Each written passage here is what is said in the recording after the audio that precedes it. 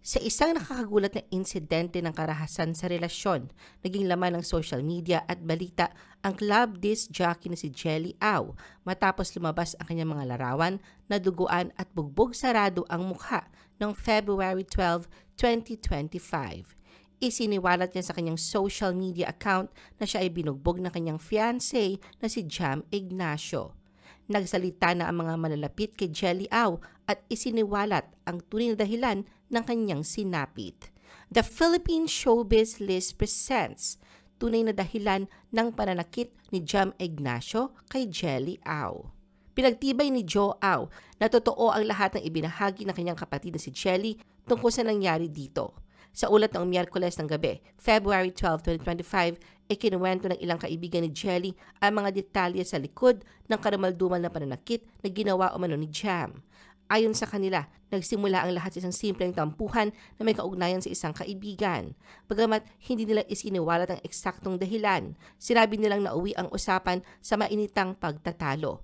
Sa kasamaang palad, nagdilim ang paningin ni Jam na noon ay nasa impluwensya ng alak at dito na nagsimula ang karahasan.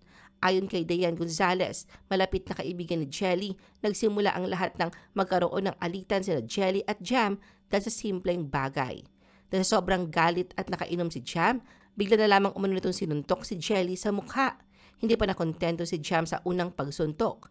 Ayon kay Dayan, hinila raw ni Jam si Jelly papunta sa kanyang sasakyan, kahit duguan na ito at pilit na isinakay.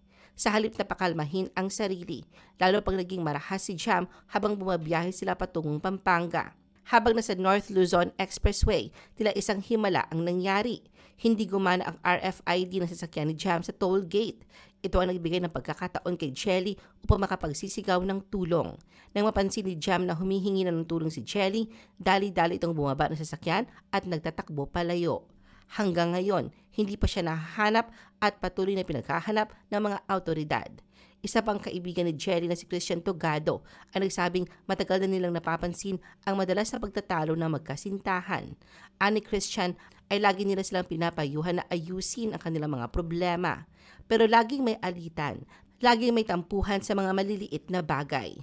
Nagulat na lang sila Christian nang malaman nila na nauwi na pala ito sa matinding pananakit. Matapos ang insidente, agad na nakipag-ugnayan si Jelly sa mga awtoridad upang magsampa ng reklamo laban kay Jam.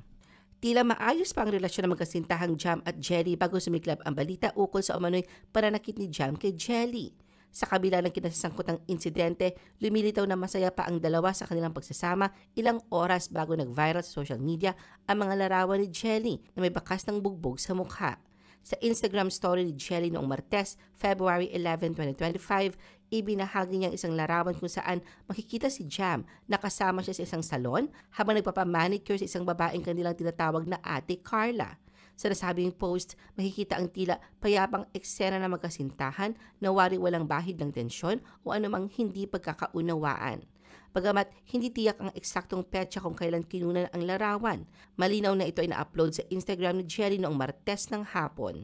Ito ay nagbigay ng impresyon sa mga followers na maaayos paglagay ng kanilang pagsasama sa mga oras na yon. Ngunit makalipas lamang ang ilang oras, ikinagulat ng marami ng biglaang maglabasan ang mga nakakagulat na larawan sa Instagram stories ni Jelly noong Miyerkules, February 12, 2025. Sa mga larawang iyon, makikita ang duguan at namamagang mukha ni Jelly na may malinaw na bakas ng pisikal na pananakit. Hanggang sa kasalukuyan, wala pang inilalabas na opisyal na pahayag si Jam ukol sa mga akusasyon laban sa kanya. Si Jelly naman ay pansamantalang nananatili sa kanilang bahay sa Quezon City upang makapagpahinga at makarecover sa sinapit niyang mga sugat, parehong pisikal at emosyonal.